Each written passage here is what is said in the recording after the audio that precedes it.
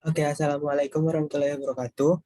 Kami dari kelompok satu akan menjelaskan tentang teori memahami masyarakat, yaitu stakeholder analysis social mapping dan dinamika kelompok atas serta analisis jejaring. Next,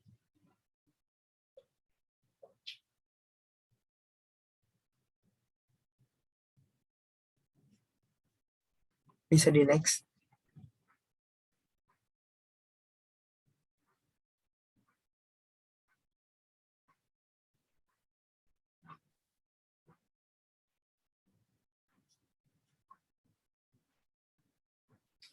Nah, eh, di sini terdapat anggota kelompok kami. Yang pertama itu Sinta Ulwia dengan RP akhir 0014, Lulu Lailatul dengan NRP akhir 1001, Alvina Nurrahma NRP akhir 1009, Eka Rosiana NRP 1019, Ragil Fajar dengan NRP 1035, kemudian Kurnia Cahyani dengan NRP 1065, dan saya sendiri Maulana Rizky dan NRP 1130. Next.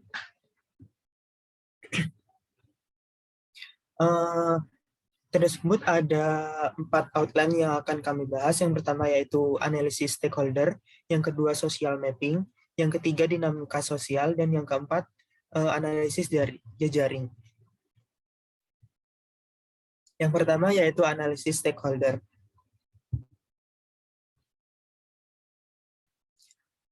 Oke, stakeholder sendiri merupakan individu, sekelompok manusia, komunitas, atau masyarakat baik secara keseluruhan maupun secara parsial yang memiliki hubungan serta kepentingan terhadap perusahaan.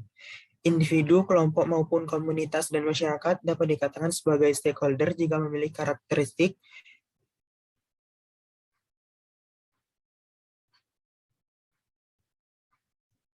yang dibagi menjadi 3. Yang pertama, kekuasaan, legitimasi, dan yang terakhir, kepentingan terhadap perusahaan.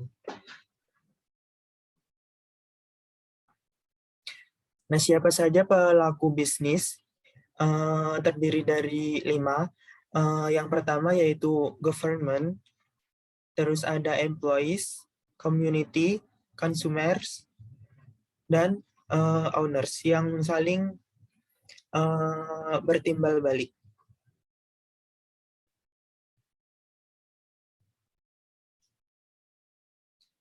Jenis-jenis stakeholder yang dibagi menjadi 2, yang pertama yaitu stakeholder primer, yang merupakan pihak-pihak yang mempunyai kepentingan terhadap perusahaan dan menanggung risiko, seperti contohnya pemegang saham, investor, konsumen, dan lain-lain. Yang kedua yaitu stakeholder sekunder, yang merupakan pihak yang mempengaruhi atau dipengaruhi oleh perusahaan, tapi mereka tidak terlibat dalam transaksi dengan perusahaan dan tidak begitu penting bagi kelangsungan hidup perusahaan.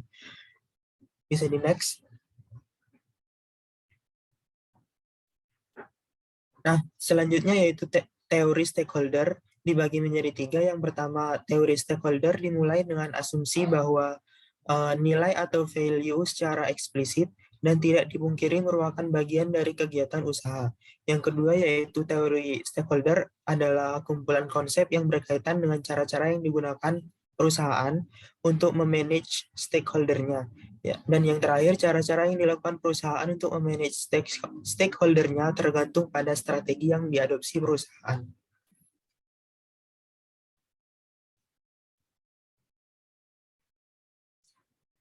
Selanjutnya yaitu strategi pengelolaan stakeholder dibagi menjadi 2. Yang pertama yaitu strategi aktif, yang merupakan apabila perusahaan berusaha mempengaruhi hubungan organisasinya dengan stakeholder yang dipandang berpengaruh atau penting. Selanjutnya yaitu stakeholder pasif, yaitu jika perusahaan cenderung tidak terus-menerus memonitor aktivitas stakeholder dan secara sengaja tidak mencari strategi optimal untuk menarik perhatian stakeholder.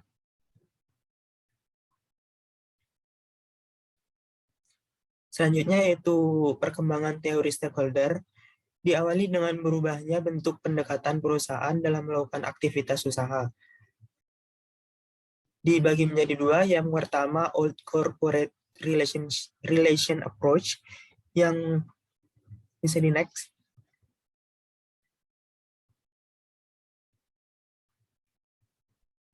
Yang pertama, pendekatan ini merupakan penekanan pada bentuk pelaksanaan aktivitas perusahaan secara terpisah dan memiliki kesatuan di antara fungsi-fungsi yang terdiri dari hubungan antara bagian tanpa koordinasi. Yang kedua yaitu hubungan antara pimpinan dan karyawan dan juga pemasok pun berjalan. Yang terakhir yaitu hubungan dengan pihak di luar perusahaan yang bersifat jangka pendek dan hanya hubungan batas transaksi. Bisa di next. Yang kedua yaitu perkembangan teori stakeholder New Corporate Relation Approach, yang pendekatan ini merupakan menekankan kolaborasi antara perusahaan dengan seluruh stakeholdernya. Hubungan perusahaan dengan internal stakeholder yang dibangun berdasarkan konsep kebersamaan yang membangun kerjasama untuk bisa menciptakan kesinambungan usaha perusahaan. Yang kedua yaitu hubungan dengan stakeholder di luar perusahaan yang bersifat transaksional dan jangka pendek. Yang ketiga yaitu perusahaan tidak lagi menempatkan dirinya di posisi paling atas, sehingga perusahaan mengeksklusifkan dirinya dari para stakeholder. Dan yang terakhir yaitu arah dan tujuan pola hubungan selain dengan menghimpun keuntungan juga berusaha untuk bersama-sama membangun kualitas kehidupan eksternal stakeholder.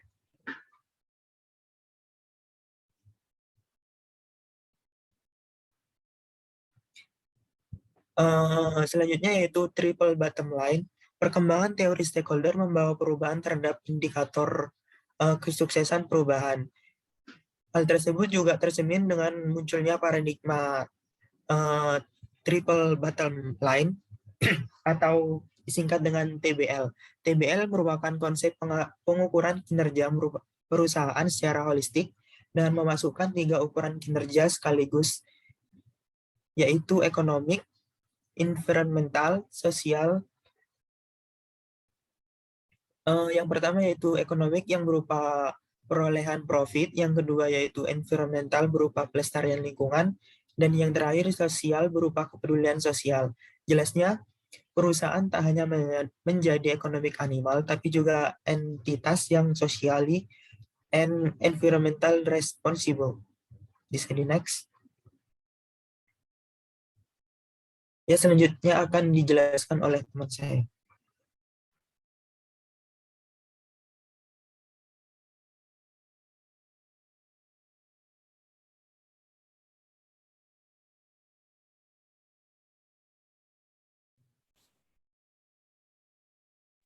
Bisa langsung di next ke yang selanjutnya.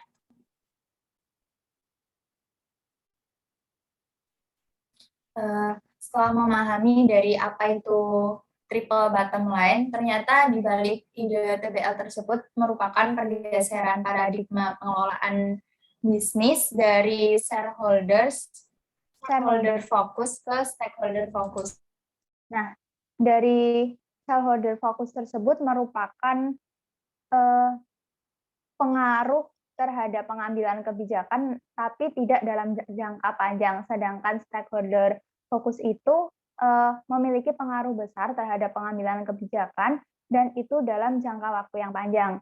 Nah, misalkan dalam suatu perusahaan akan melakukan produksi, namun produksi tersebut dilakukan pada lingkungan yang tercemar. Di mata shareholder, itu akan tetap dilakukan selagi shareholder tersebut tetap mendapatkan keuntungan. Beda lagi dengan stakeholder, di mana stakeholder tetap akan memikirkan bagaimana solusi untuk menyelesaikan masalah tersebut. Jadi di situ letak bedanya. Nah, dari adanya pergeseran paradigma tersebut menjadikan fokus perolehan laba secara membabi buta menjadi perhatian pada kepentingan pihak-pihak terkait, baik langsung maupun tidak langsung. Dari fokus perolehan laba tersebut menunjukkan bahwa adopsi dari pendekatan triple bottom line ini tampak idealis di dunia bisnis karena lebih menekankan keuntungan daripada tujuan. Nah, dari fokus tersebut, akhirnya pada paradigma tersebut memiliki konsekuensi, yaitu peran dunia bisnis yang semakin signifikan sebagai alat pemberdaya masyarakat dan pelestari lingkungan. Pada ide di balik TBL ini juga mencoba untuk menempatkan upaya pemberdayaan masyarakat dan pelestarian lingkungan pada titik sentral dari keseluruhan strategi perusahaan, bukan periferal, bukan tempelan, dan juga bukan kosmetik. Next. Nah, yang selanjutnya adalah konflik kepentingan. Konflik kepentingan ini sering dikaitkan dengan individu yang berperan sebagai stakeholder, memiliki kepentingan pribadi yang terlibat dalam mewujudkan tujuan kinerja.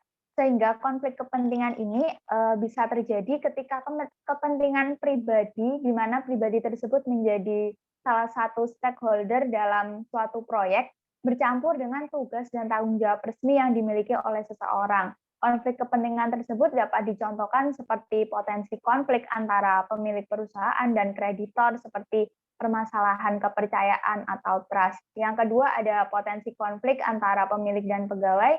Dan yang ketiga yaitu konflik antara pemilik modal dengan pengelola atau manajemen. Next. Nah, perlu diketahui juga bahwa dalam daftar stakeholder terdapat suatu penilaian atas stakeholder terkait dengan proyek. Penilaian tersebut berupa tingkat kekuasaan, tingkat kepentingan, tingkat pengaruh, dan tingkat dampak yang sesuai dengan kebutuhan. Dan umumnya dilakukan dalam bentuk matriks untuk memudahkan dalam melakukan penilaiannya. Dari daftar stakeholder tersebut memuat antara lain seperti masyarakat, karyawan, pemerintah, supplier, pasar modal, ataupun stakeholder lainnya. Kemudian dari daftar stakeholder yang ada, dibedakan berdasarkan tipenya seperti penerima manfaat atau beneficiaries, lalu ada stakeholder pendukung atau supporters, lalu ada penentang atau opponents, penyedia sumber daya atau resource providers, dan kelompok rentan, yaitu vulnerable groups. Next.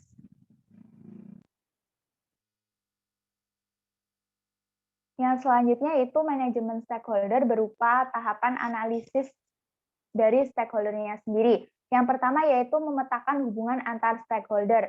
Dari poin 1 ini, langkah yang dilakukan yaitu mengidentifikasi semua stakeholder, baik stakeholder internal maupun eksternal, untuk menentukan siapa saja pemangku kepentingan yang ada di lingkungan proyek tersebut. Kemudian, jika terjadi perbedaan pendapat, maka itu merupakan tugas perusahaan atau organisasi untuk menentukan siapa saja yang sebenarnya masuk dalam pemangku kepentingan ataupun tidak. Yang kedua yaitu ada poin memetakan koalisi stakeholder. Koalisi di sini berarti gabungan dari beberapa stakeholder yang kemudian diidentifikasi kebutuhan stakeholder serta kepentingannya. Setelah itu akan dilakukan brainstorming yang dilakukan identifikasi kebutuhan untuk melihat seberapa besar sih kepentingan para pemangku kepentingan terhadap perusahaan. Apakah tinggi atau rendah, atau memiliki power yang lebih atau lebih rendah yang dimiliki oleh para pemangku kepentingan. Nah, yang ketiga yaitu mengidentifikasi kepentingan masing-masing stakeholder. Pada tahap ini itu mengklasifikasikan kepentingan stakeholder menggunakan stakeholder mapping yang nantinya akan ada 4 hasil yang berhubungan dengan tahap-tahap sebelumnya, yaitu ada monitor, keep informed, lalu keep satisfied, dan manage closely. Dari hal ini kita dapat melihat mana yang harus dijaga dengan ketat atau cukup dengan memonitor saja. Lalu setelah mengidentifikasi kepentingan dari stakeholdernya, dilanjutkan dengan mengidentifikasi kekuatan masing-masing stakeholdernya. Di sini kita akan mengidentifikasi kekuatan masing-masing stakeholder yang bertujuan untuk melihat siapa saja yang berpotensi menimbulkan konflik ketika bisnis atau proyek sedang berjalan. Karena jika terdapat kekuatan stakeholder yang lebih dominan, dikhawatirkan akan menimbulkan suatu konflik. Nah, yang kelima yaitu menyusun matriks prioritas stakeholder. Dalam poin ini bertujuan untuk memprioritaskan, mensinkronkan, dan menyeimbangkan kebutuhan para pemangku kepentingan dengan sumber daya perusahaan atau organisasi. Dan untuk poin yang terakhir yaitu memantau kemungkinan pergeseran koalisi. Walaupun yang namanya stakeholder sudah bergabung, akan tapi tetap berpotensi adanya pergeseran karena adanya konflik tertentu. Maka dari itu perlu adanya penyelarasan kebutuhan stakeholder dengan strategi perusahaan. Dan pada langkah yang terakhir ini merupakan langkah yang penting agar kebutuhan pemangku kepentingan dan strategi perusahaan tidak saling bertentangan. Next. Nah, yang selanjutnya yaitu untuk analisis stakeholder berupa power interest grid. Nah, dari diagram ini dapat dilihat bahwa untuk garis yang ke atas menunjukkan power atau kekuatan dan garis yang ke samping kanan merupakan interest atau yang namanya kepentingan. Dari diagram ini kita dapat menggunakan pendekatan ini untuk mengelola hubungan para pemangku kepentingan, di mana model klasifikasi ini merupakan klasifikasi berdasarkan tingkat kekuasaan dan kepentingan stakeholder berdasarkan outcome atau hasil proyek. Nah, untuk yang pertama bisa dilihat untuk keep satisfied, di mana keep satisfied ini berada pada high power dan low interest, di mana pada keep satisfied ini stakeholder berperan sebagai context setters atau pembuat konten yang mempengaruhi keseluruhan konteks masa depan dan dapat ditingkatkan dengan kesadaran dan membangun interest untuk mengubahnya menjadi players atau kunci utama stakeholder pada proyek tersebut. Yang selain itu, pada keep satisfied ini, stakeholder berpengaruh tinggi terhadap pelaksanaan kebijakan, tetapi sedikit kepentingan, sehingga mereka memiliki resiko yang signifikan untuk dapat dipantau dalam proses pelaksanaan kebijakan. Nah, yang selanjutnya di bawahnya dapat dilihat monitor, di mana berada pada low power dan low interest. Untuk peran stakeholder dalam monitor ini adalah crowds, di mana mempunyai potensi dengan interest atau power yang dapat ditingkatkan, tetapi tidak dapat sepadan dengan usaha dan waktu yang telah dikeluarkan. Di mana monitor ini secara lebih lanjut memiliki kepentingan dan kekuasaan yang rendah dalam pelaksanaan kebijakan. Yang selanjutnya dapat dilihat pada kolom manage closely, di mana manage closely ini berada pada high power dan high interest yang berperan sebagai players, di mana stakeholder ini merupakan stakeholder kunci dalam grid ini, di mana stakeholder ini berperan sangat penting dan layak mendapatkan perhatian dari manajemen berkelanjutan dan terlibat aktif dalam pelaksanaan kebijakan. Yang selanjutnya ada keep informed, di mana terletak pada low power dan high interest, di mana stakeholder ini berperan sebagai subjek yang dapat didorong untuk meningkatkan power dan mengubahnya menjadi players atau menetralkan. Bisa di next.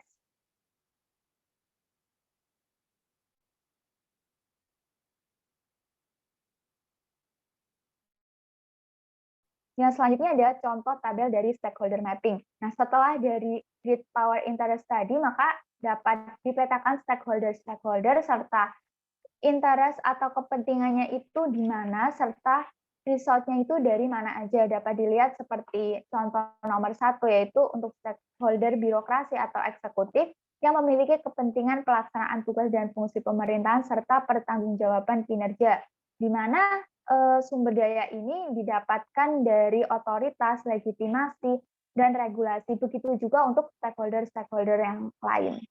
Next.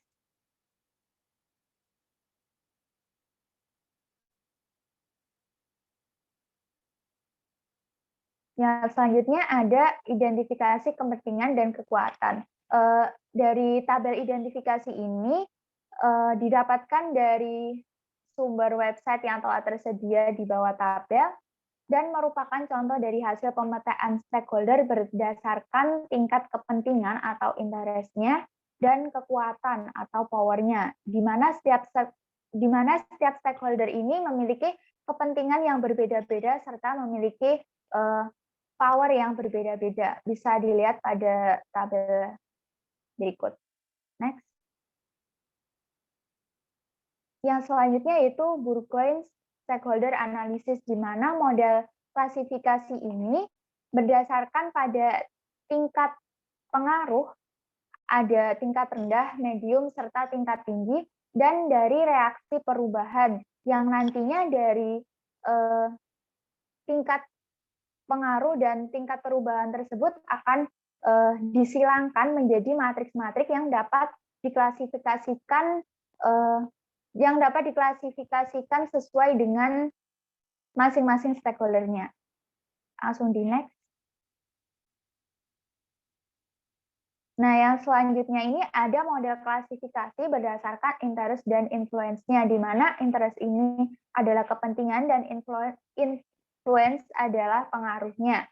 Untuk yang pertama itu ada keep completely informed, di mana pada ini merupakan interest-nya itu tinggi atau high interest dan low influence, di mana pada tahap ini harus tetap terinformasi dengan baik dan berperan sebagai sole consideration atau menunjukkan pertimbangan pada di antara stakeholder lainnya. Yang selanjutnya itu ada regular minimal contact, di mana stakeholder ini memiliki low interest dan low influence, di mana pada stakeholder ini memiliki minim kontak dengan yang lain, sehingga relatif tidak penting dibandingkan dengan stakeholder lainnya atau least important. Yang selanjutnya ada manage most thoroughly, di mana stakeholder ini memiliki posisi high interest dan high influence, di mana stakeholder ini merupakan key players dan mengelola dengan paling cermat di antara stakeholder lainnya. Dan yang keempat ada anticipate and meet needs, di mana stakeholder ini berposisi dengan high influence dan low interest, di mana pada stakeholder ini lebih mengantisipasi dan memenuhi kebutuhannya. Next.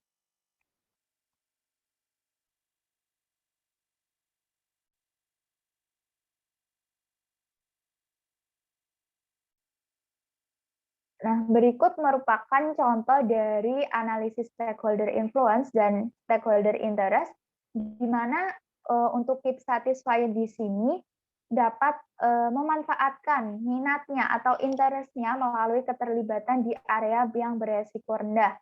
Akan tetapi, stakeholder di sini juga berperan untuk tetap terinformasi dan berkonsultasi tentang minatnya atau interest-nya di mana. Dan pada keep satisfied ini, stakeholder dapat menjadi calon pendukung atau supporter yang baik.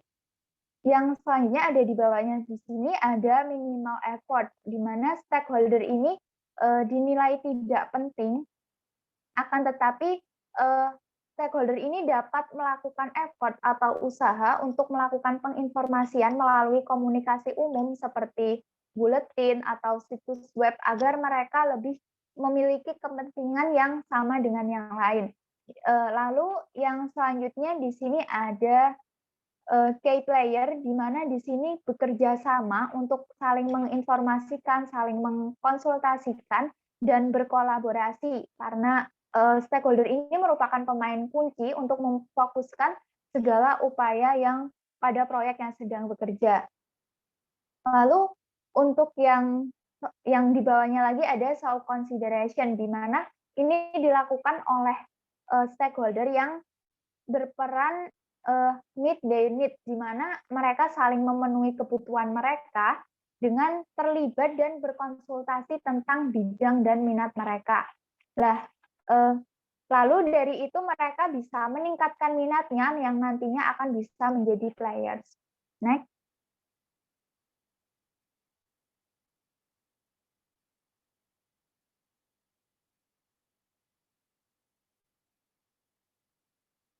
Nah, setelah mengetahui analisis stakeholder seperti yang telah dijelaskan sebelumnya, perlu adanya strategi yang dapat dilakukan dalam analisis stakeholder. Di antaranya ada 12 poin, seperti mengembangkan proses standar prosedur manajemen stakeholder proyek, membuat database stakeholder, atributnya dan efektivitas strategi, identifikasi dan penilaian stakeholder dengan komprehensif, identifikasi pemicu dan motivasi stakeholder, mitigasi risiko stakeholder, komunikasi dan negosiasi yang proaktif, peningkatan kompetensi yang diperlukan dalam pengelolaan stakeholder, meningkatkan tingkat kepercayaan stakeholder, melibatkan stakeholder dalam penyelesaian masalah, pengelolaan stakeholder berdasarkan budaya, serta seleksi stakeholder dan good networking relationship.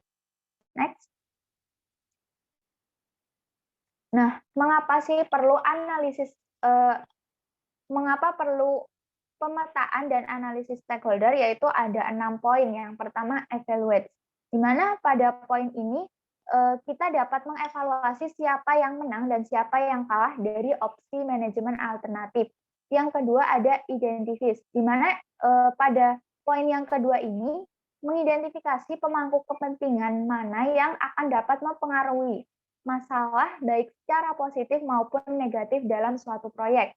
Yang ketiga ada determines, di mana pada poin ini menjelaskan bahwa analisis stakeholder diperlukan untuk menentukan siapa yang harus terlibat dan mengidentifikasi siapa yang perlu dibangun kapasitasnya agar dapat berpartisipasi secara bermakna. Yang keempat ada text into account, di mana pada poin keempat ini lebih mempertimbangkan prioritas pemangku kepentingan dalam kaitannya dengan masalah. Yang kelima ada detect, di mana pada poin kelima ini bertujuan untuk mendeteksi kemungkinan resiko dan konflik kepentingan antara kelompok pemangku kepentingan yang berbeda dan untuk membantu menemukan resolusi. Dan yang keenam ada indicate, di mana poin ini menunjukkan jasa ekosistem utama yang relevan melalui penilaian pemangku kepentingan. Next.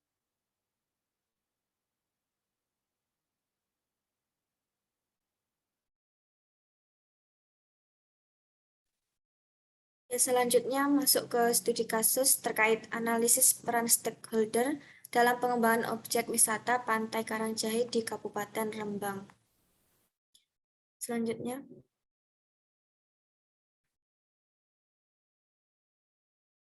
Ya, ini untuk gambaran wilayahnya. Untuk Pantai Karangjahe ini terletak di Desa Bonjolharjo, Kecamatan Rembang, Kabupaten Rembang. Ini memiliki karakteristik wilayah daerahnya luas kurang lebih 63,5 km, dataran rendah, dataran tinggi, dan daerah pegunungan. Dan adanya letak geografis ini menjadikan Kabupaten Rembang itu memiliki banyak potensi pariwisata, yang mana salah satunya itu objek wisata Pantai Karangjahe yang banyak dikunjungi wisatawan. Ini dikelola oleh pemerintah Desa Bonjolharjo melalui Badan Pengelola Pantai Karangjahe atau BPKJP. Next.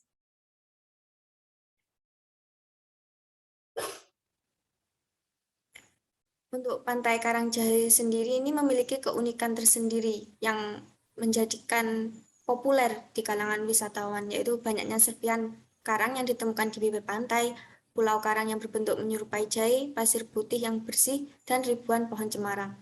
Kemudian di sana juga beragam kegiatan yang dapat dinikmati, itu seperti motor ATV, kapal karet, dan perahu menuju Pulau Karang. Tapi di sana juga terdapat beberapa masalah, yang mana sarana prasarana yang tersedia itu belum dimanfaatkan dan dikelola dengan baik, seperti area permainan yang terbengkalai, akses jalan menuju objek wisata yang masih berupa batu dan tanah, dan kurangnya area parkir saat hari libur.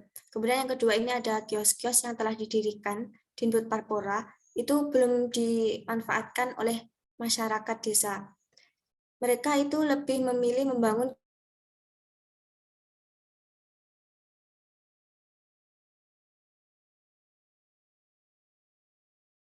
stakeholder yang terlibat untuk menyelesaikan permasalahan-permasalahan di dalam pengembangan objek wisata Pantai Karangjahe. Dengan apa? Dengan mengidentifikasi dan menganalisis stakeholder dan memetakan stakeholder berdasarkan pengaruh dan kepentingannya, serta menguraikan peran dari masing-masing stakeholder dalam usaha mengembangkan objek wisata Pantai Karangjahe tersebut. Next.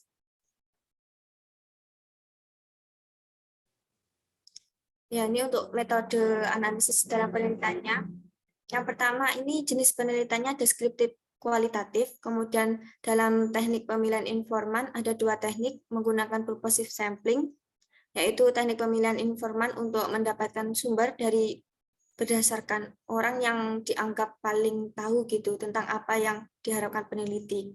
Tapi jika informan yang sebelumnya itu belum memberikan data yang lengkap, ini maka menggunakan informan-informan lain, yaitu menggunakan ini teknik whole sampling.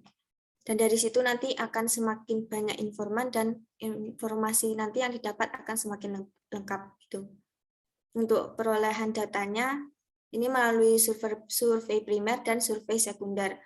Untuk data primer ini didapat dari wawancara dan observasi lapangan. Untuk wawancaranya sendiri ini kepada informan kunci, yaitu Kepala Dinut Parpora, kemudian Ketua BUMDes, Badan Pengelola Pantai Karangjahe, Ketua Karang Taruna Desa Punjul Harjo, wisatawan, dan pihak wisata sendiri. Kemudian yang kedua ini observasi lapangan. Untuk nanti data-datanya yang didapat itu dianalisis menggunakan model Miles and Huberman, yaitu mereduksi data, kemudian menyajikan data, setelah itu menyimpulkan data. Untuk yang data sekunder ini itu didapat dari buku, internet, dokumen, ataupun arsip. Next. Ya, selanjutnya identifikasi stakeholder. Di sini ada 3 jenis stakeholder. Yang pertama stakeholder primer, ini warga Desa Punjul Harjo sendiri. Kemudian untuk stakeholder kunci, ini ada pemerintah Desa Punjul Harjo. Kemudian dari yang kedua pengelola Pantai Karangjahe atau BPKJB. Ini merupakan subunit dari BUMDes dan Dinas Kebudayaan Pariwisata, Pemuda, dan Olahraga. Nah, selanjutnya stakeholder sekunder ini sebagai pendukung gitu yang memiliki kepedulian untuk memajukan atau mempromosikan Pantai Karangjahe. Ini ada 9 stakeholder. Yang pertama Dinas Kesehatan, yang kedua Dinas Kelautan dan Perikanan, yang ketiga Badan Lingkungan Hidup, keempat Polres, kemudian FKUB, yang keenam Komunitas Pemuda, yang ketujuh Bank, 8 Rumah Makan, Pringsewu, kemudian yang ke-9 Percetakan. Next. Ya, selanjutnya ada identifikasi peran stakeholder. Ini dibedakan menjadi stakeholder internal dan eksternal. Untuk yang internal itu terdiri dari stakeholder primer dan stakeholder kunci. Untuk yang primer, yang warga desa tadi, itu sebagai pelaksana. Kemudian untuk yang stakeholder kunci, ini ada 4 peran, yaitu sebagai koordinator, implementator, pendamping, dan fasilitator. Kemudian untuk yang stakeholder eksternal, ini stakeholder sekunder. Ini mereka semua sebagai fasilitator perannya. Next.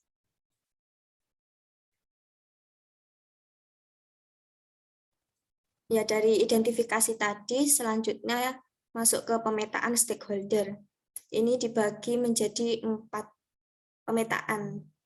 Ada subjek, pemain kunci, pendukung, dan pengikut lain. Yang pertama ke subjek dulu. Ini memiliki tingkat kepentingan tinggi dan pengaruhnya itu rendah. Kalau di materi sebelumnya itu masuk ke keep informed, yaitu ini ada Badan Pengelola Pantai Karangjahe, kemudian warga desa yang pro gitu dengan pengembangan KJP tadi, kemudian Karang Taruna. Selanjutnya yang kuadran pemain kunci atau key players, kalau yang di materi awal itu masuk ke manage closely. Nah, itu memiliki kepentingan dan pengaruh yang sama-sama tinggi gitu. Ini ada Dinut Parpora dan BUMDes. Kalau melihat yang sebelumnya, BPKJB ini sebenarnya dia termasuk juga stakeholder kunci, tapi kenapa kok masuk ke subjek? Ya, untuk BPKJB ini memang seharusnya memiliki pengaruh tinggi dalam mengatur pelaku usaha di objek wisata. Tapi kalau BPKJB ini kan merupakan subunit dari BUMDes yang berpedoman pada Undang-Undang Nomor 6 Tahun 2014 tentang Desa, sehingga BPKJB tidak memiliki kekuasaan secara tinggi gitu dalam mengatur Pantai Karangjahe. BPKJB hanya melakukan tugasnya dengan berpedoman pada kebijakan yang dibuat oleh pemerintahan Desa Punjul Harjo. Sehingga untuk kepentingannya, untuk pengaruhnya itu masih rendah gitu. Jadi masuk ke subjek yang BPKJB tadi. Kemudian untuk yang kuadran pendukung, ini untuk materi sebelumnya ini masuk ke keep satisfied, ini memiliki kepentingan rendah dan pengaruhnya itu tinggi. Ini juga sama. Sebenarnya pemerintah Desa Punjul Harjo tadi kan masuk ke stakeholder kunci, tapi kok di sini bisa masuk ke pendukung gitu. Nah, sebenarnya pemerintahan desa ini memiliki kekuasaan dalam pembuatan peraturan tentang pengelolaan objek wisata di desa. Tapi pemerintahan Desa Punjul hanya berpedoman kepada peraturan daerah.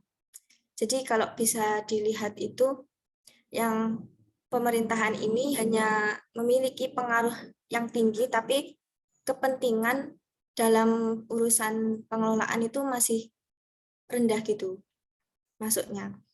Kemudian terakhir ini kekuatan pengikut lain atau PROT. Kalau di materi yang awal itu masuk ke monitor atau minimum effort. Ini memiliki kepentingan dan pengaruh yang sama-sama rendah. Ini ada warga desa kontra, yang mana tadi masih mempertahankan lahannya itu ya.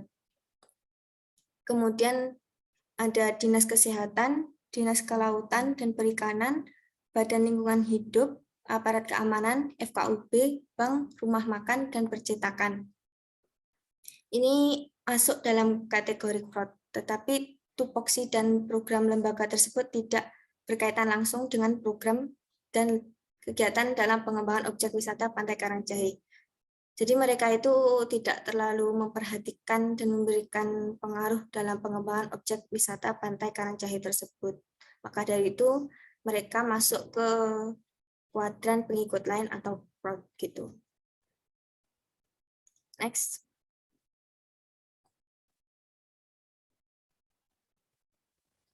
Ya, ini dari pemetaan tadi dan identifikasi.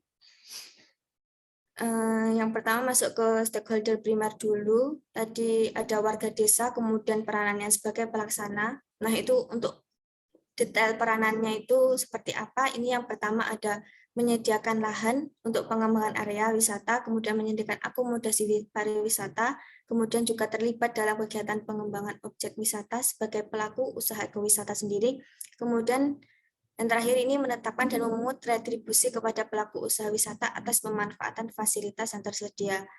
Tetapi dalam analisis penilaiannya, bagi warga desa yang pro tadi, itu sudah memberikan pelayanan yang prima dengan menyediakan tenaga kerja dan penyediaan fasilitas kepariwisataan. Tetapi bagi yang warga yang kontra tadi itu menjadi hambatan BPKJB, yang mana sifat warga yang masih mempertahankan lahannya, masih adanya pelaku usaha yang tidak terkena retribusi karena status usahanya yang ilegal dan tidak melakukan izin ke BPKJB. Gitu. Selanjutnya.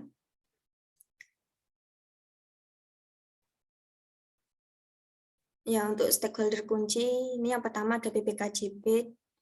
Dia memiliki peranan sebagai koordinator, implementator, dan fasilitator. Untuk detailnya, yang koordinator ini BPKJB melakukan koordinasi dengan stakeholder lain seperti warga, pemerintah desa, BUMDes, dan pemilik usaha di objek wisata tersebut. Kemudian juga melakukan koordinasi melalui rapat dengan pelaku usaha gitu. Untuk analisis penilaiannya, BPKJB ini dalam melakukan koordinasi itu sangat bergantung pada peran warga sebagai pelaksana dan masih ditemukan beberapa hambatan-hambatan gitu. Kemudian untuk peranan implementator, untuk detail perannya, BPKJB mengikuti kelompok sadar wisata Pok Darwis yang diadakan oleh Dinkut Parpora, kemudian memberikan usulan kepada pemerintah daerah terkait pengembangan objek wisata tersebut. Dan di sini juga kembali lagi untuk analisis penilaiannya, BPKJB dalam melaksanakan itu tergantung pada kesediaan kelompoknya itu, kelompok BPKJB Pok Darwis itu dalam mengikuti pemberdayaan wisata dan respon dari pemerintah atas usulan yang diajukan oleh BPKJB. Dan juga di sini sudah masih ditemui juga beberapa hambatan-hambatan gitu dalam pelaksanaannya. Kemudian yang terakhir ini BPKJB sebagai fasilitator, untuk perannya ini menyediakan segala fasilitas untuk menunjang kegiatan usaha pariwisata. Kemudian yang kedua, penyediaan kotak saran dan kotak pengaduan. Ketiga, pengaduan pembangunan sarana prasarana objek wisata. Kemudian yang keempat, penyediaan tenaga kerja meliputi petugas karcis, petugas parkir, petugas kebersihan, penjaga area objek wisata, dan penjaga MJK. Kemudian yang kelima, pemberian kontribusi dalam pendanaan yang dialokasikan untuk kepentingan Desa Punjul Harjo sendiri. Nah, untuk di sini BPKJB ini belum bisa menyediakan akses jalan yang baik berupa pengaspalan jalan. Kemudian dalam penyediaan area parkir juga saat hari libur dan penyediaan tenaga kerja tambahan ketika event atau hari libur. Di sini juga masih ditemui hambatan-hambatan peran BPKJB sebagai fasilitator dikarenakan anggaran yang dimiliki itu masih terbatas untuk memenuhi semua kebutuhan tersebut. Nah, jadi bisa disimpulkan kalau peran dari BPKJB ini masih belum terlaksana secara maksimal gitu. Selanjutnya, ya ini untuk stakeholder yang kedua ini ada Dinbud Parpora.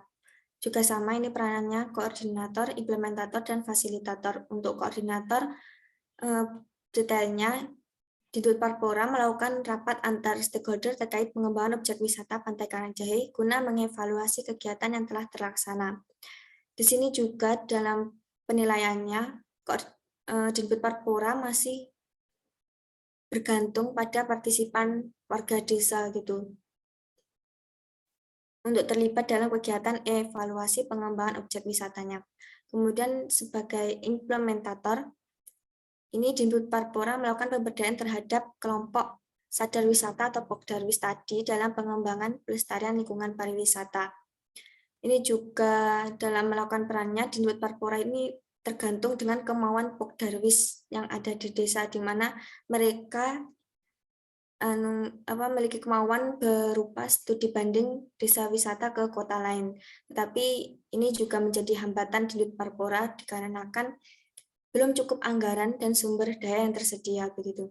Kemudian untuk peranan yang fasilitator, Dinbud Parpora melakukan penyediaan informasi dan fasilitas kepariwisataan.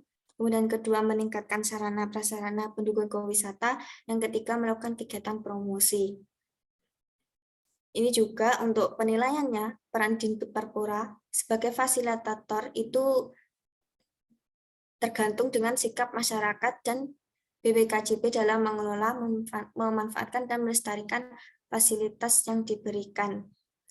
Ini juga ditemukan hambatan lagi, yaitu tidak tercapainya target jumlah gazebo, jumlah kios yang disediakan terbatas, dan penyediaan informasi berupa promosi Pantai Karangjahe itu belum dilakukan secara meluas, baik melalui media cetak maupun elektronik. Jadi ini untuk Dinbud Parpora bisa disimpulkan juga untuk peranannya masih belum terlaksana secara maksimal. Next.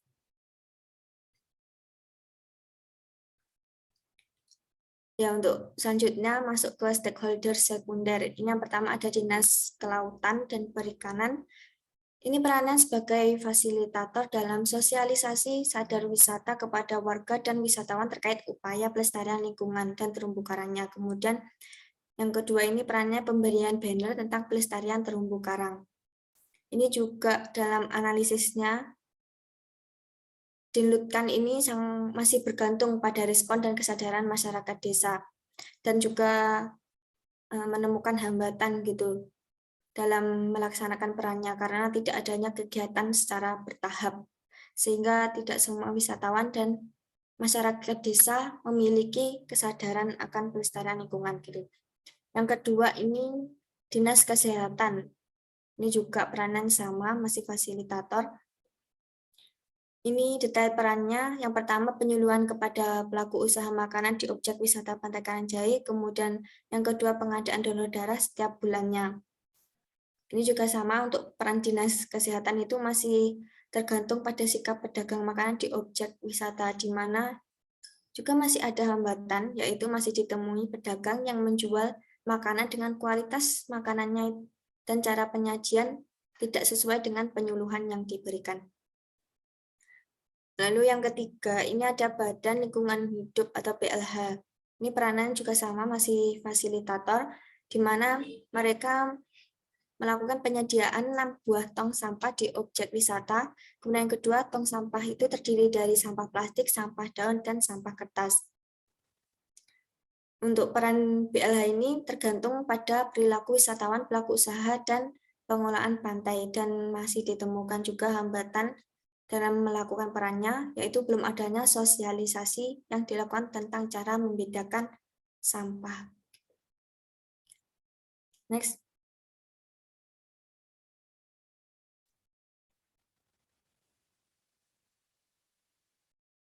Yang selanjutnya untuk stakeholder aparat keamanan, peranannya masih sama sebagai fasilitator. Untuk detail perannya, kepolisian melakukan penjagaan objek wisata dan mengatur lalu lintas.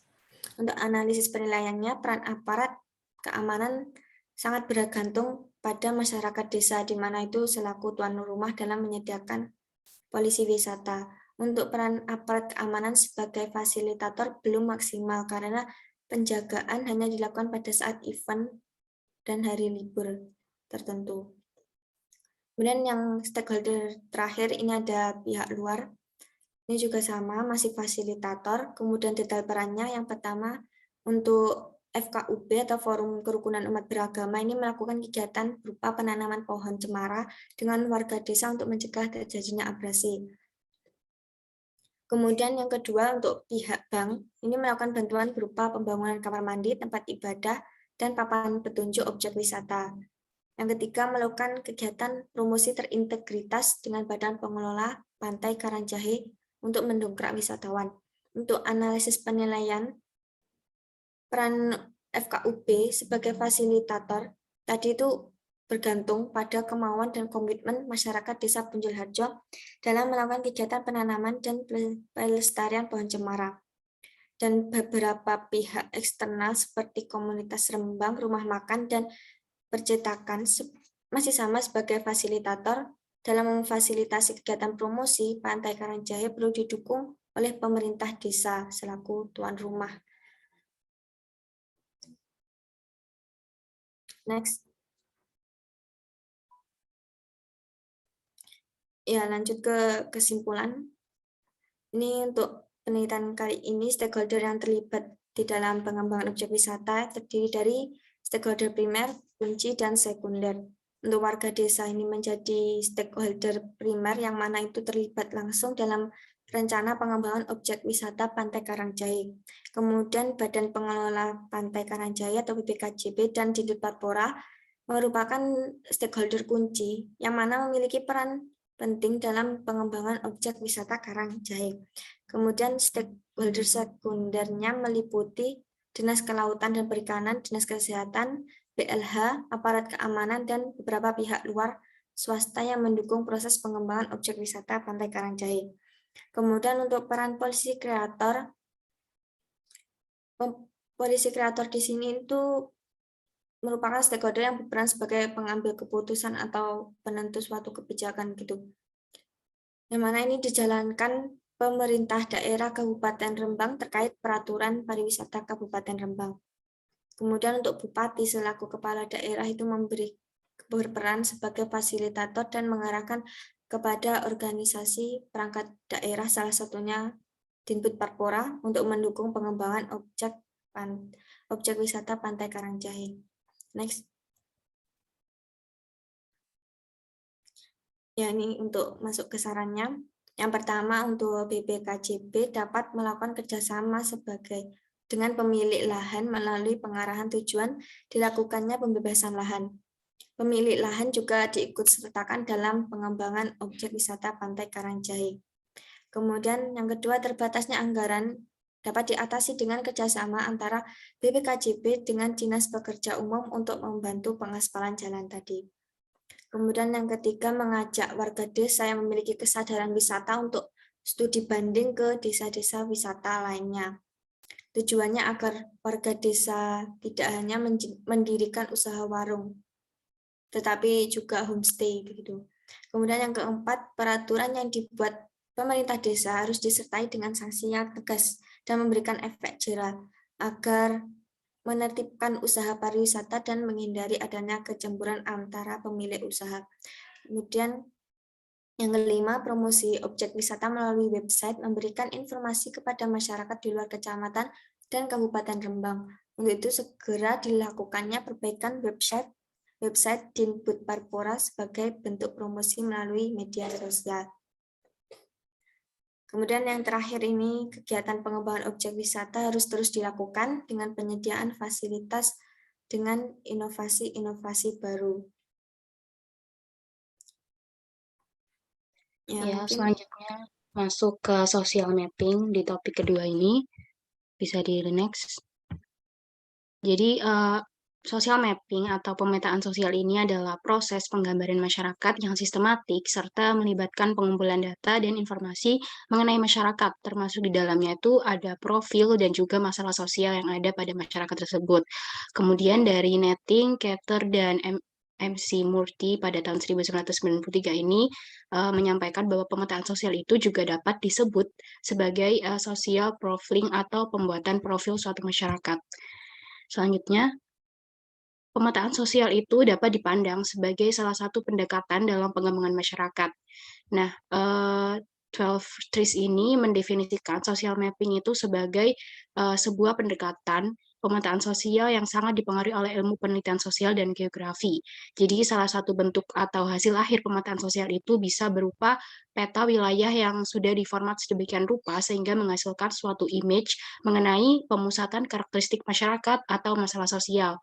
Dan misalnya jumlah orang miskin, rumah kumuh, anak terlantar, kemudian yang ditandai juga dengan warna tertentu sesuai dengan tingkatan pemusatannya. Seperti kategori sangat baik, kurang baik, dan sangat buruk seperti itu. Nah, kemudian memahami masyarakat dan masalah sosial. Dalam pemetaan sosial itu memerlukan pemahaman mengenai kerangka konseptualisasi masyarakat yang dapat membantu dalam membandingkan elemen-elemen masyarakat antara wilayah yang satu dengan wilayah yang lainnya.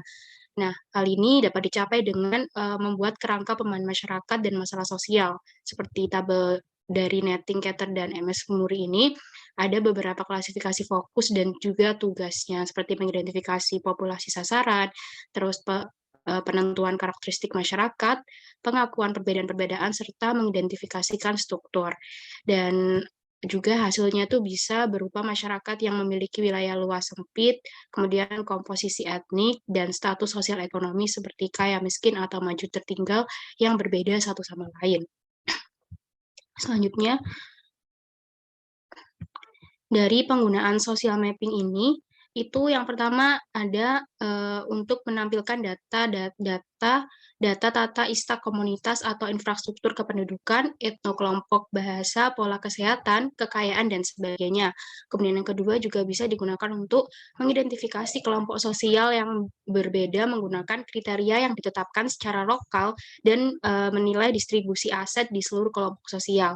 Kemudian yang ketiga yaitu mendalami pengetahuan dan persepsi komunitas, mengidentifikasi pengaruh dan kekuasaan yang bermain, serta belajar tentang lembaga sosial dan pandangan komunitas yang berbeda terhadap lembaga sosial tersebut.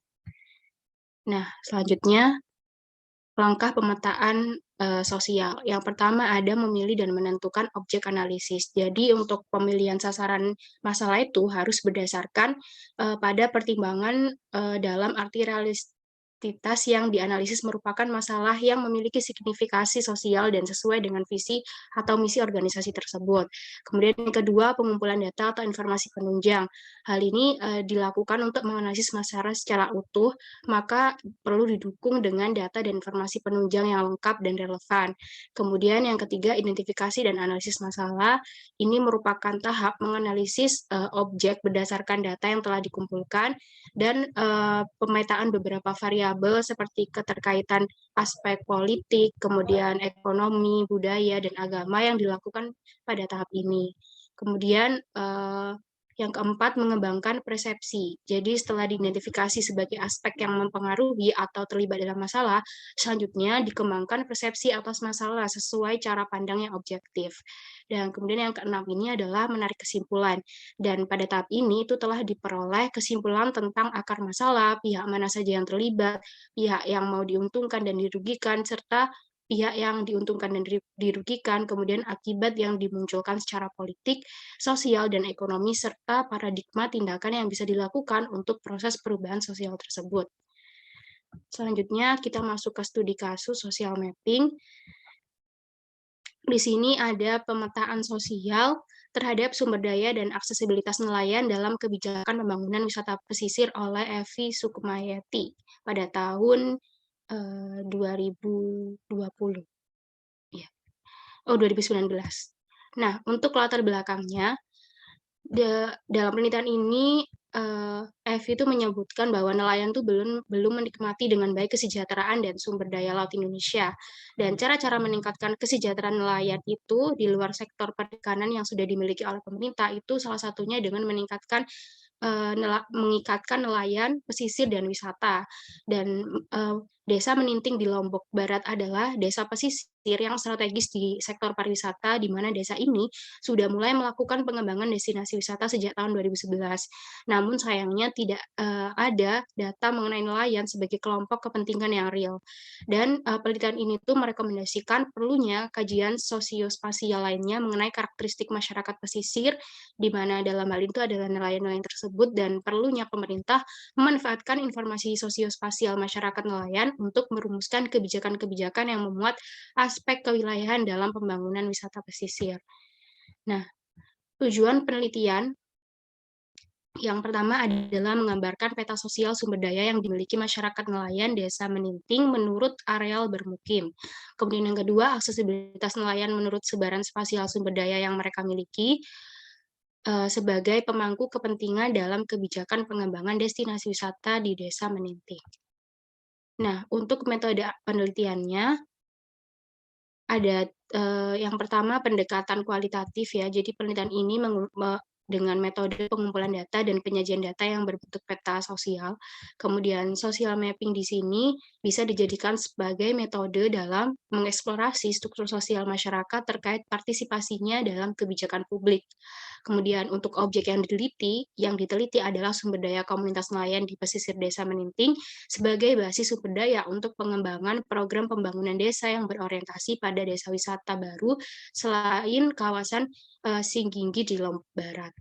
Nah, untuk pengumpulan datanya ini menggunakan observasi dan wawancara, dan untuk wawancara ini dilakukan secara propulsif dengan kategori yang pertama keterwakilan geografis tempat tinggal, kepemilikan sumber daya ekonomi, aspek sosial yang dibutuhkan untuk mempengaruhi kebijakan desa wisata ini, kemudian yang keempat yaitu kapasitas informan dalam proses kebijakan. Selanjutnya, untuk ya bisa next lagi hasil penelitian. Nah, hasil penelitian dari penelitian Evi ini yang pertama adalah sumber daya yang dimiliki nelayan Meninting. Jadi dia ada 6 sumber daya yang ingin dipetakan. Yang pertama dari penguasaan modal. Nah, bisa ditinjau di sini tuh penguasaan modal para nelayan itu terhadap program ini tuh masih menyebar gitu. Yang berwarna ungu muda itu bersifat kurang baik, sedangkan yang ungu tua itu baik gitu. Jadi tidak seluruhnya. Kemudian dari keterampilan masyarakat nelayan ini juga ada 3 kategori, di mana yang sangat baik itu berwarna merah, kemudian yang baik oranye, dan yang pink itu adalah yang kurang baik. Selanjutnya.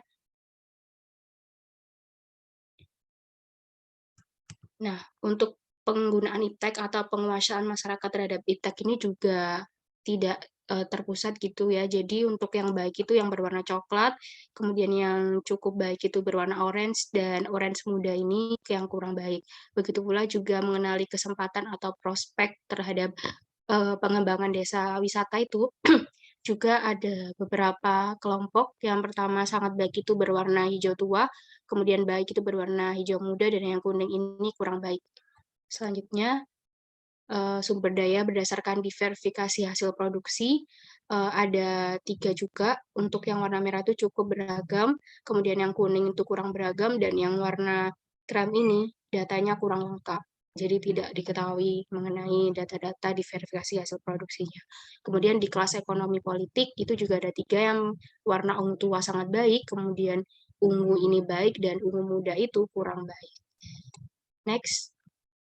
Nah, dapat disimpulkan mengenai social mapping, sumber daya yang dimiliki nelayan menunting itu menunjukkan bahwa yang pertama, sebaran kepemilikan sumber daya sosial ekonomi nelayan di masing-masing dusun untuk mengakses sumber daya kebijakan pembangunan wisata di desa menunting itu tidak merata. Seperti yang dilihat dari peta tersebut itu banyak jenis-jenisnya dan tidak semuanya itu dalam kondisi yang baik seperti itu. Kemudian yang kedua, persoalan penguasaan modal, pengetahuan, dan keterampilan, pemilikan alat produksi, penggunaan iptek, pengenalan terhadap kesempatan ekonomi dari pariwisata, relasi sosial politik nelayan, serta diverifikasi produksi hasil tangkapan berbeda di masing-masing dusun.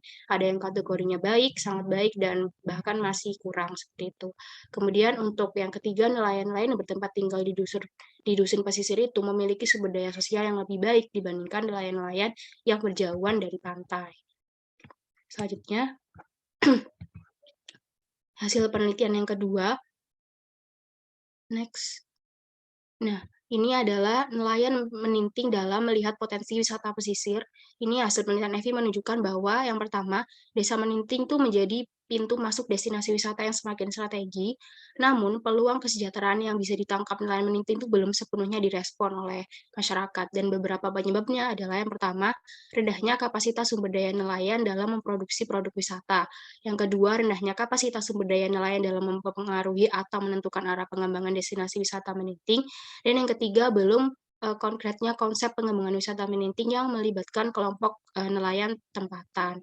Dan yang kedua yaitu kesiapan nelayan menunting terlibat dalam pengembangan destinasi wisata pesisir menurut aspek something to see dan something to do ini itu masih pada kesiapan yang paling dasar gitu. Jadi masyarakat belum memiliki sesuatu yang bisa dikontribusikan dalam hal ini. Selanjutnya, untuk hasil penelitian yang C mengenai aksesibilitas nelayan menunting terhadap kebijakan pembangunan wisata pesisir, itu yang menunjukkan bahwa aksesibilitas kelompok nelayan itu masih terbatas dalam kebijakan pembangunan wisata pesisir tersebut. Kemudian nelayan-nelayan yang berhadapan langsung dengan laut itu memiliki kepentingan yang lebih kuat terhadap aktivitas ekonomi bahari, namun sumber daya sosial yang dimiliki belum cukup untuk menentukan konsep pembangunan wisata pesisir yang menguntungkan mereka. Dan nelayan menunting juga belum mencapai posisi promoters dalam program pembangunan wisata di desanya, dikarenakan belum menunjukkan adanya keberhasilan dalam menentukan atau mewarnai program pengembangan yang dirumuskan pemerintah desa selama ini. Dan adapun rekomendasi dari EVI setelah penelitian ini yang diberikan, yang pertama adalah satu, identifikasi dan kategorisasi kapasitas kelompok nelayan, kemudian program pembinaan antar kelompok, di mana kelompok nelayan dengan kapasitas yang baik di areal pesisir melakukan aktivitas asa dan asu terhadap kelompok nelayan yang masih kurang tuh di dusun yang berjauhan dengan pantai khususnya. Kemudian rekayasa kelembagaan dengan menjadikan kelompok nelayan sekaligus sebagai kelompok sadar wisata, menjajaki kemitraan kelompok nelayan antar desa wisata pesisir, kemudian meningkatkan sumber daya ekonomi sosial nelayan, serta pemerintah desa menunting di masa yang akan datang perlu merumuskan program wisata pesisir menunting yang konkret dan bersumber dari kelebihan atau kekuatan aspek sosial ekonomi kehidupan nelayan menunting saat ini.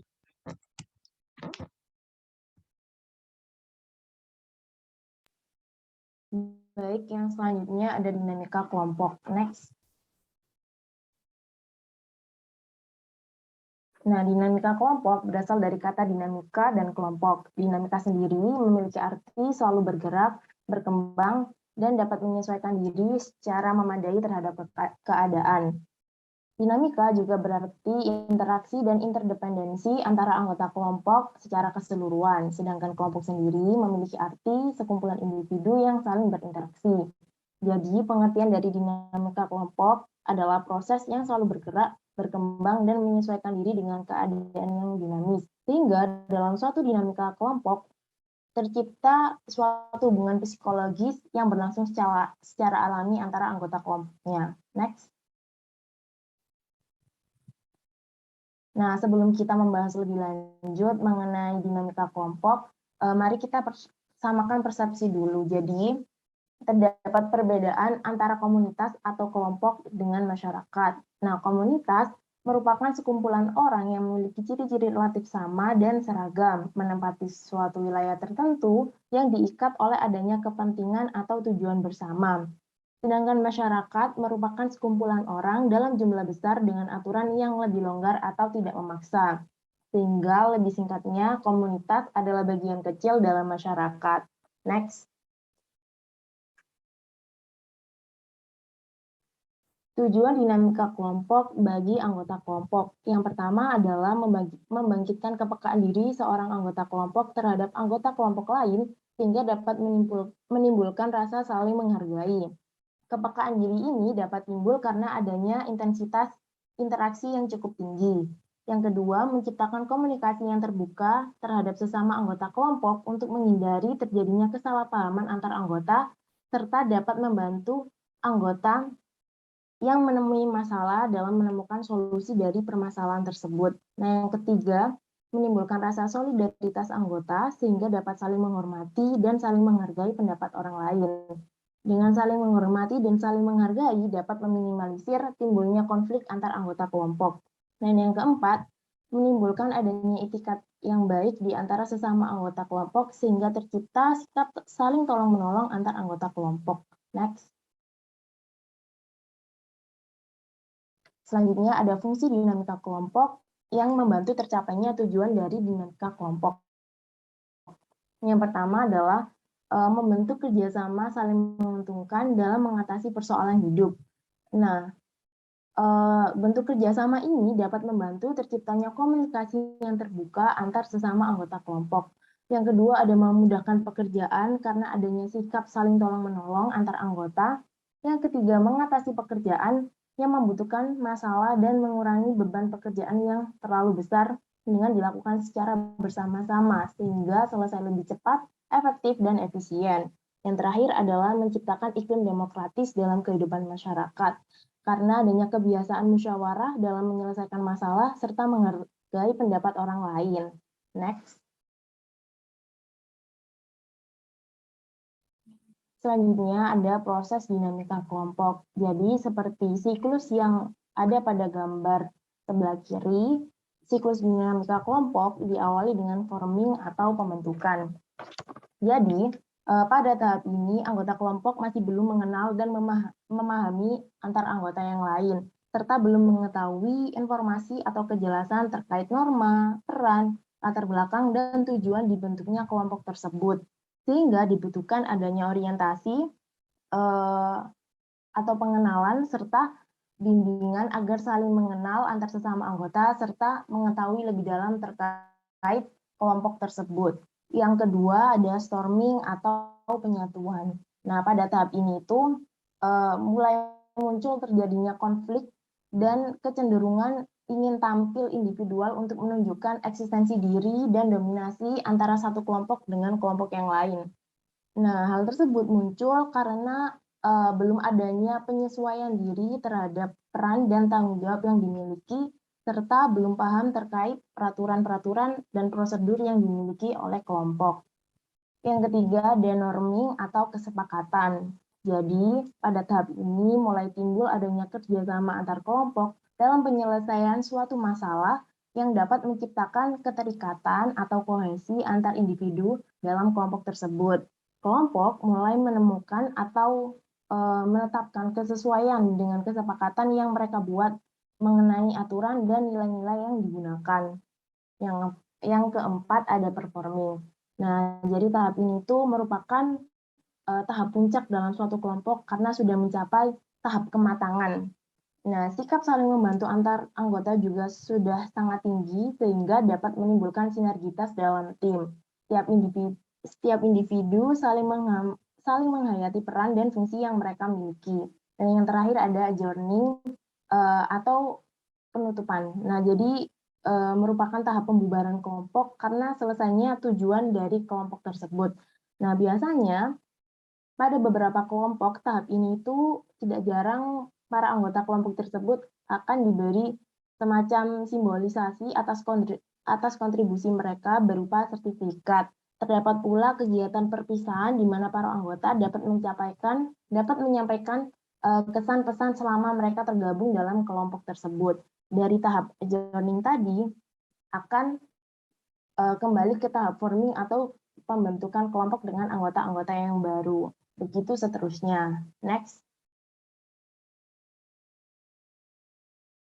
Nah, kerjasama dalam kelompok dapat terjadi apabila antar masing-masing anggota dapat mengerti akan tujuan yang dibebankan di dalam kelompok tersebut.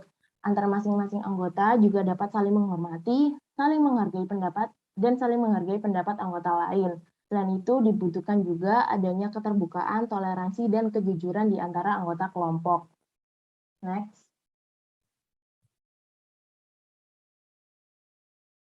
Nah, tadi kan udah dijelaskan mengenai tujuan dinamika kelompok bagi anggota kelompok. Nah, sekarang adalah tujuan interaksi atau dinamika dalam kelompok bagi kelompok itu sendiri. Jadi, adanya dinamika dalam kelompok dapat mempertahankan kelompok agar tetap utuh, terpadu, serta berfungsi dengan baik. Selain itu, dapat mempertahankan kelompok agar dapat melaksanakan tugas-tugas yang menjadi tanggung jawabnya. Kedua hal tersebut dapat membantu kelompok tersebut dalam mencapai tujuan yang sudah ditentukan di awal. Next.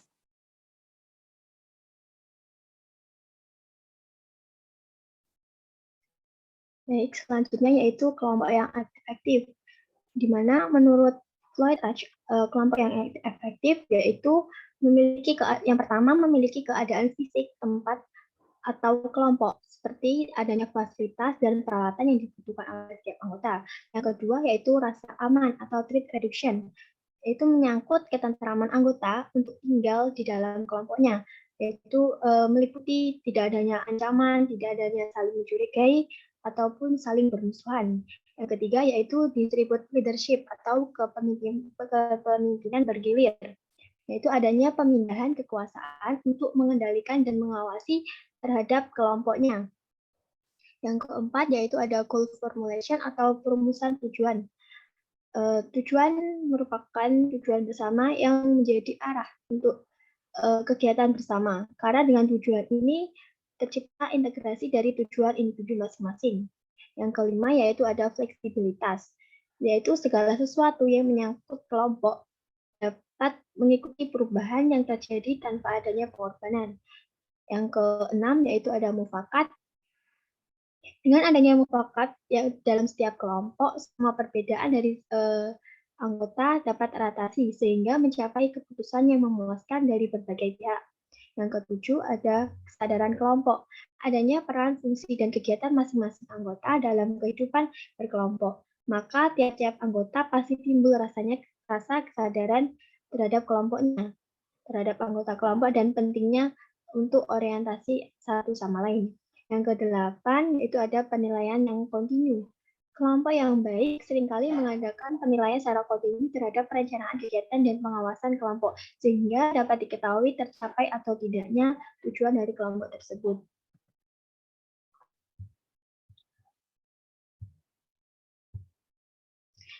Nah, ini merupakan tabel perbedaan kelompok efektif dan kelompok inefektif, di mana terdapat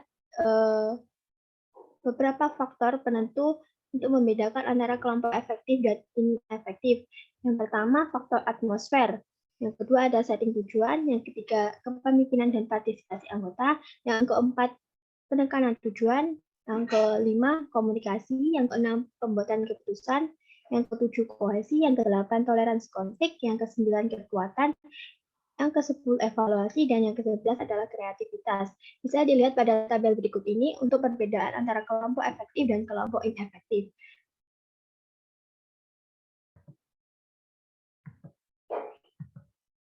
Selanjutnya yaitu hambatan kinerja kelompok. Menurut Patrick Lencioni terdapat 5 hambatan yang membuat kelompok tidak kohesif dan tidak efektif. Yang pertama yaitu hilangnya kepercayaan, di mana kepercayaan ini merupakan elemen yang paling penting dalam sebuah kerjasama, dalam sebuah tim.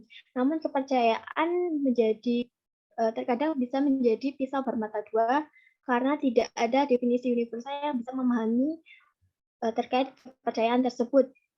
Oleh karena itu, Patrick Lencioni mengelaborasikan 2 pelatihan untuk membangun kepercayaan, yaitu ada personal history exercise, yang latihan ini tidak memerlukan apapun dan selain berputar dan menanyakan masing-masing setiap member atau setiap anggota pertanyaan pendek tentang diri mereka sendiri. Yang kedua ada behavioral effectiveness exercise. Itu latihan ini mengharuskan anggota tim untuk mengidentifikasi kontribusi yang paling penting dalam masing-masing dari mereka diberikan kepada tim. Salah satu bidang area yang harus ditingkatkan atau dihilangkan untuk kebaikan tim. Yang kedua itu khawatir akan konflik. Konflik positif adalah konflik yang terbuka, konstruktif, dan diselingi dengan debat panas yang terkait dengan isu yang membawa dampak baik kepada suatu organisasi. Namun konflik bisa menyebabkan suatu kelompok dapat menjadi terpecah atau bermusuhan. Di mana konflik ini dapat berkembang karena kurangnya kepercayaan yang menghasilkan kekhawatiran akan konflik yang menyebabkan tiap anggota tidak ingin dan tidak mampu terlibat dalam debat atau secara langsung menyarankan pendapat yang telah mereka miliki. Oleh karena itu, setiap anggota harus dapat menguasai konflik untuk dapat menyelesaikan suatu masalah. Yang ketiga yaitu kurangnya komitmen. Kekhawatiran konflik menghasilkan kurangnya komitmen dalam suatu pekerjaan. Oleh karena itu, dalam sebuah tim harus mencapai kemufakatan dalam bermusyawarah untuk anggota dapat berkomitmen dalam mencapai tujuan.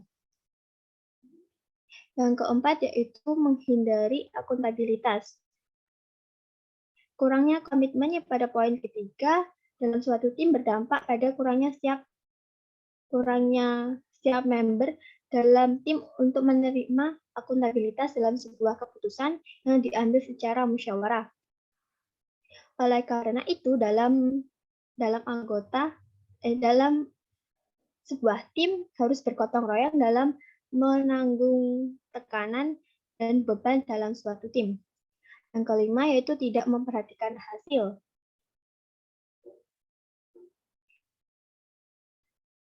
Pada poin ini merupakan poin yang paling sakral karena jika suatu tim telah melewati poin-poin yang sebelumnya telah dijelaskan, maka suatu tim tidak memperlihatkan hasil, maka tim tersebut telah hilang fungsinya dalam mencapai tujuan. Cara satu-satunya jika suatu tim tidak memperlihatkan hasil, maka tim tersebut telah kehilangan fungsi dan tujuan. Oleh karena itu, sebuah tim harus melewati poin-poin sebelumnya dengan membuat pengukuran yang jelas terhadap tujuan dan perhatian yang lebih terhadap fokus dari sebuah tim.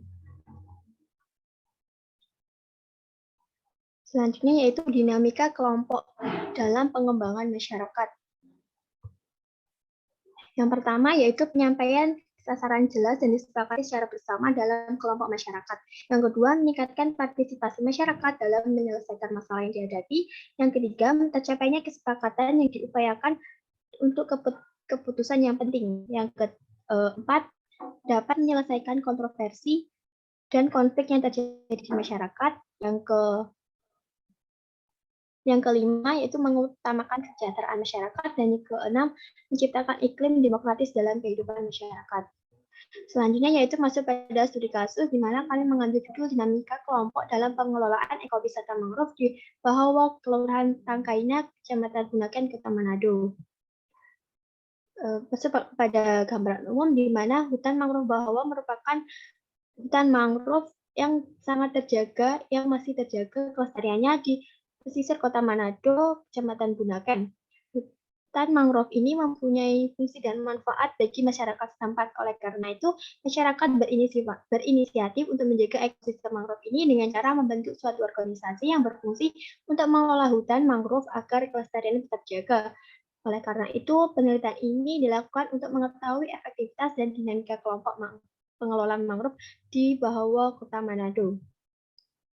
Metode penelitian yang digunakan yaitu dengan melakukan sensus pada 12 orang dalam penelitian ini. Untuk metode pengumpulan data, yang pertama itu menggunakan data primer dengan wawancara secara langsung kepada Bahowo. Yang kedua itu data sekunder yang diperoleh dari lembaga pemerintahan setempat. Hasil pembahasan keadaan umum kelompok. Pertama, pesisir Kelurahan Tongkaina, tepatnya Bahowo, memiliki kelompok yang mengelola mangrove yang bernama Tunas Baru. Kelompok Tunas Baru dikukuhkan oleh pemerintah pada tahun 2009. Jumlah pada waktu itu ada 24 anggota. Karena tidak mengikuti peraturan, jumlah anggota sekarang berkurang menjadi 12 orang. Dasar pembentukan kelompok adalah karena adanya rasa kepedulian dari masyarakat tentang pentingnya menjaga kelestarian mangrove di Bahowo, mengingat adanya peristiwa bencana alam gempa dan tsunami yang terjadi di Aceh pada tahun 2004 yang membuktikan bahwa mangrove sangat berfungsi menangkal adanya ombak yang menerjang. Pada bagian di sebelah kanan adalah struktur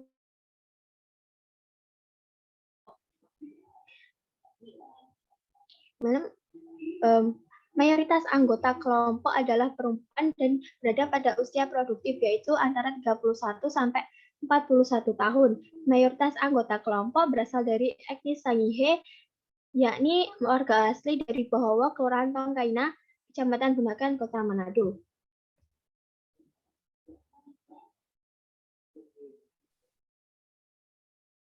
Baik, selanjutnya adalah hasil dan pembahasan terkait dari aktivitas kelompok pengelola mangrove ini. Jadi, kelompok ini memiliki aktivitas utama yakni pembuatan dan penyelaman. Pembuatan dan penyimpanan bibit mangrove di pusat pembibitan atau nursery center yang kemudian jika sudah tumbuh akan dijual seharga ini 35.000 per bibit. Nah, hasil dari penjualan tersebut 20% disimpan ke kas dan 80%-nya dibagikan ke anggota kelompok. Selain itu, ada kegiatan penyiraman atau penanaman kembali yang dilakukan pada jam-jam tertentu, yakni saat air surut atau biasanya sekitar jam 10 pagi. Selain itu, ada juga kegiatan mingguan, yakni pertemuan kelompok yang dilaksanakan di tempat pembibitan seminggu sekali, tetapi pada weekdays, karena agar anggota kelompok bisa memiliki waktu luang untuk bersama keluarga pada weekend. Next.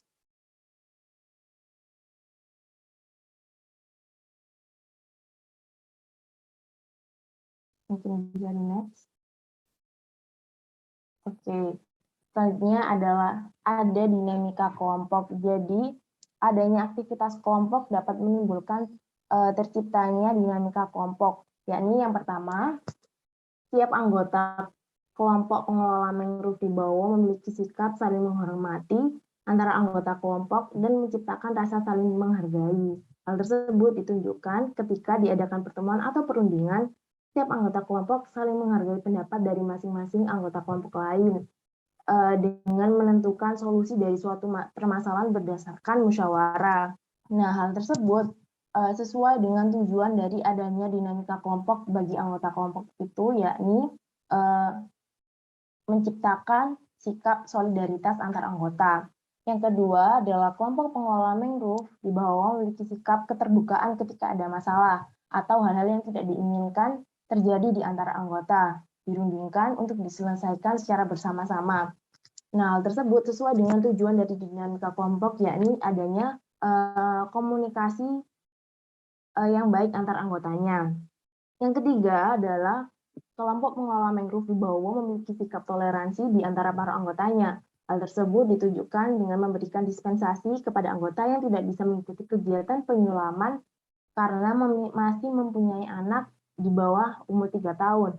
Hal tersebut sesuai dengan tujuan dari dinamika kelompok, yakni adanya kepekaan antar anggota kelompoknya. Dan yang terakhir adalah adanya kejujuran dalam kelompok pengelola mangrove di bawah yang juga merupakan sangat penting karena agar tujuan dibentuknya kelompok dapat tercapai dengan baik. Nah, kejujuran termasuk ke dalam tujuan untuk terciptanya sikap itikat baik di antara anggota. Next.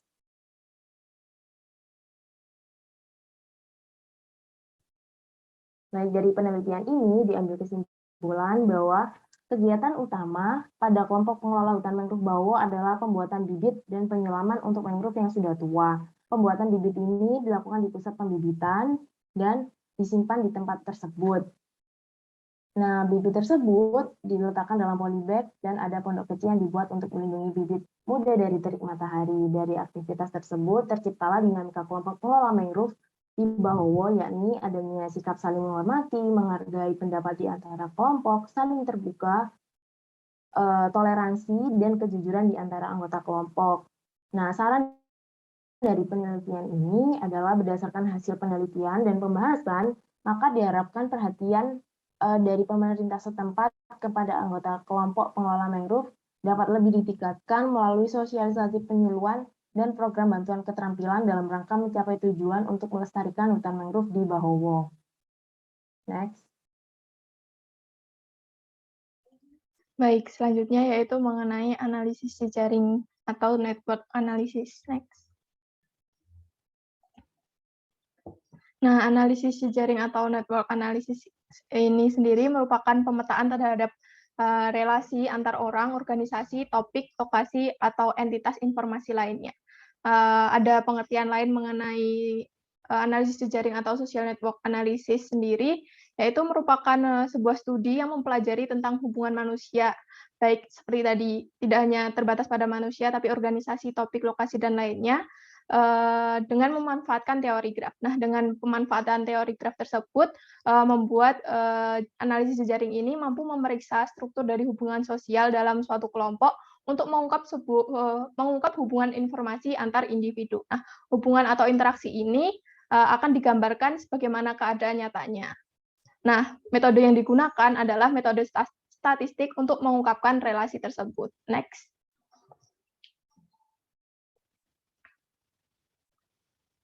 Nah, terdapat dua komponen utama dalam analisis jejaring ini. Yang pertama yaitu node atau aktor, di mana aktor ini tidak terbatas pada manusia saja, tetapi bisa berupa lokasi, ideologi, preferensi, perilaku, dan non-human lainnya. Lalu komponen yang kedua yaitu link atau relasi, di mana relasi ini juga tidak terbatas pada kenalan, kerjasama, atau konflik. Relasi ini juga bisa berupa hubungan kerja, hubungan darah, hubungan bilateral, dan sebagainya. Next. Nah, ini merupakan visualisasi dari dua komponen tadi, di mana titik pada gambar disebut sebagai nodes atau simpul yang merepresentasikan personal atau individu, di mana dua nodes yang terhubung itu dinyatakan dengan adanya garis yang menghubungkan keduanya atau biasa kita sebut dengan link. Bisa kita lihat dari satu nodes dapat terhubung lebih dari satu link menuju nodes lainnya. Nah, dengan visualisasi link yang semakin tebal menunjukkan semakin banyaknya hubungan yang terjadi. Next. Nah, nodes dan link ini memiliki arti pengukuran tersendiri yang dijelaskan oleh beberapa terminologi dari teori graf. Yang pertama ada teori dari degree centrality, yaitu jumlah koneksi yang dimiliki sebuah node, di mana derajat keberadaan dan posisi aktor dalam jaring sosial ini menggambarkan simpul keterkaitan aktor atau nodes. Nah, degree centrality ini mengukur peran dari sebuah aktor dalam sebuah jaringan. Nah, bila derajat centrality-nya tinggi, maka aktor tersebut akan memiliki banyak hubungan dengan aktor lain. Aktor dengan degree centrality tertinggi menunjukkan bahwa aktor tersebut cukup populer atau terkenal. Lalu yang kedua yaitu closeness centrality, yaitu jarak rata-rata antar suatu nodes dengan semua nodes lain di jaringan. Nah,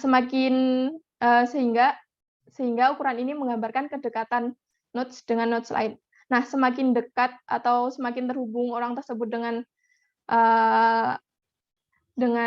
aktor lainnya, maka semakin dekat posisi hubungan, sehingga semakin mudah antar aktor tersebut menyebarkan informasi dalam sebuah jaringan. Lalu yang ketiga ada bitwitness centrality, yaitu hitungan dengan menjumlahkan semua short path yang mengandung nodes tersebut. Nah, secara ringkas, Bitwitness centrality ini menunjukkan seberapa jauh aktor dapat mengendalikan alur informasi di antara aktor lainnya dalam sebuah jaringan. Nah, semakin tinggi Bitwitness centrality suatu aktor, maka aktor tersebut memiliki kapasitas dalam memfasilitasi interaksi antar aktor yang terhubung. Lalu selanjutnya yaitu ada eigenvector centrality, yaitu pengukuran yang memberikan bobot yang lebih tinggi pada node yang terhubung dengan node yang juga memiliki keterhubungan tinggi. Dapat dikatakan bahwa eigenvector centrality ini merupakan versi rekursif dari degree of centrality. Lalu yang kelima ada PageRank, yaitu suatu pengukuran yang lazim digunakan oleh Google untuk menentukan kualitas suatu page. Dapat digunakan untuk jaringan yang berbentuk graph berarah. Nah, prinsip yang digunakan dalam teori ini adalah semakin penting sebuah node, maka semakin banyak node tersebut di-refer oleh node lain.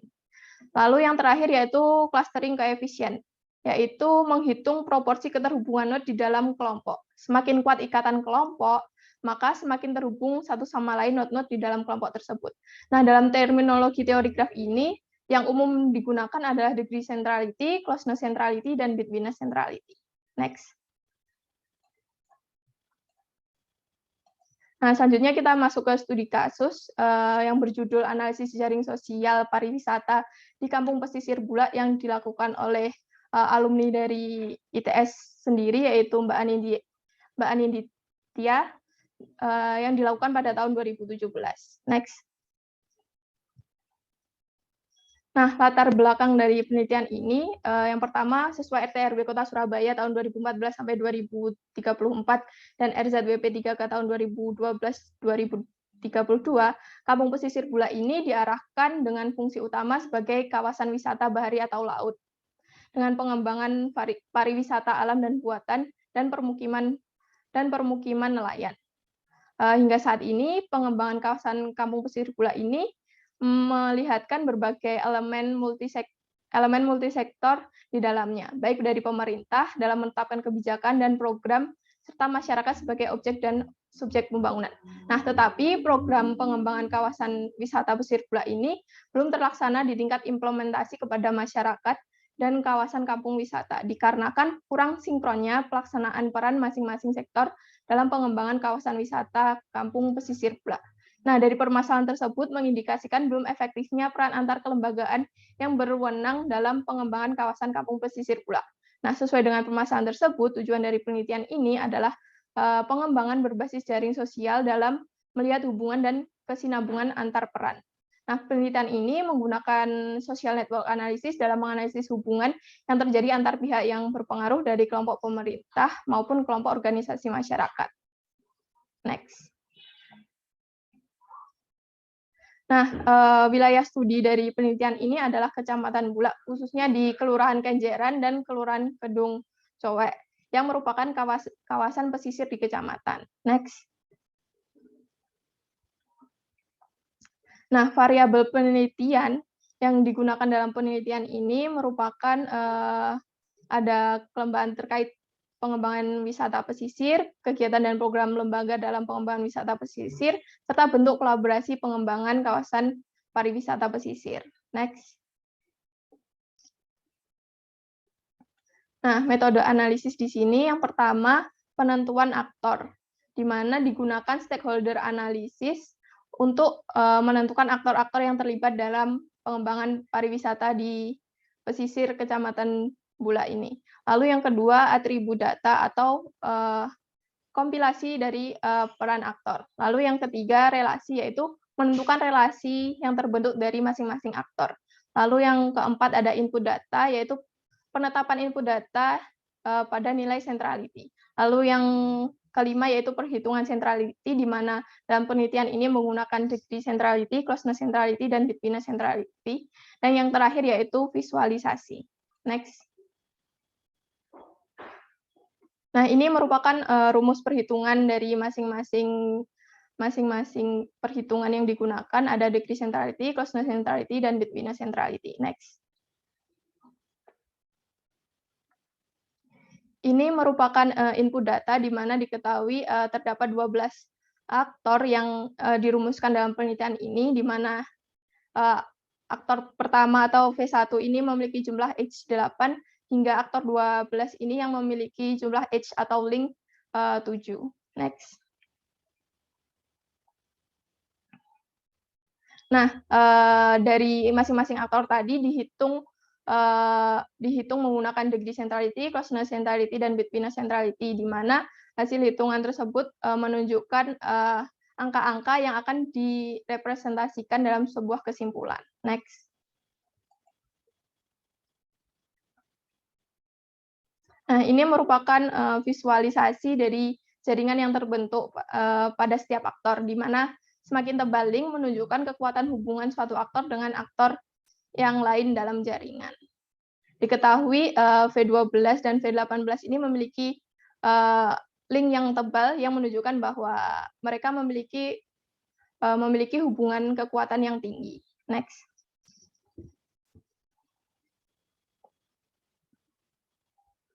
Nah, dari penelitian tersebut dari hasil penelitian dan perhitungan dapat disimpulkan bahwa yang pertama degree centrality yang berdasarkan perhitungan ini didapatkan bahwa Dinas Ketahanan Pangan dan Pertanian bidang perikanan Surabaya menjadi aktor sentral, di mana aktor ini memiliki peran yang sentral dalam pengembangan pariwisata di Kampung Pesisir Bulak, dikarenakan adanya pengembangan pariwisata di kawasan ini bercirikan pesisir dan perikanan yang kuat. Nah, selain itu ada pula aktor sentral lain, yakni Dinas Kebudayaan dan Pariwisata selaku pengembang pariwisata, Kecamatan Bulak selaku penghubung kelompok pemerintah dan kelompok masyarakat. Lalu yang kedua, dilihat dari closeness centrality yang mengindikasikan kemudahan komunikasi berupa hubungan langsung antar aktor, tertinggi dimiliki oleh Dinas Ketahanan Pangan dan Pertanian bidang perikanan Surabaya, di mana memiliki banyak kesamaan peran dengan aktor lain dalam jaringan sosial atas upaya pengembangan pariwisata Kampung Pesisir Bulak. Lalu yang terakhir yaitu betweenness centrality, di mana mengindikasikan pentingnya sebuah aktor dalam jaringan sebagai penghubung antar aktor. Nah, nilai tertinggi yakni dimiliki oleh Dinas Ketahanan Pangan dan Pertanian di bidang perikanan Surabaya, yang juga memiliki degree centrality yang tinggi dan mampu menghubungkan antar aktor. Nah, selanjutnya yakni Badan Perencanaan Pembangunan Kota Surabaya yang mampu mengendalikan jalur informasi serta menyebarkan rencana pengembangan pariwisata kawasan Kampung Pesisir Bulak kepada aktor teknis lain secara efektif.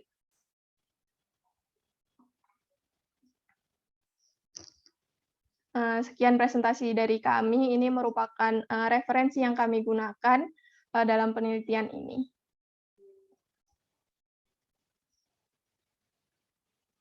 Terima kasih dan wassalamualaikum warahmatullahi wabarakatuh.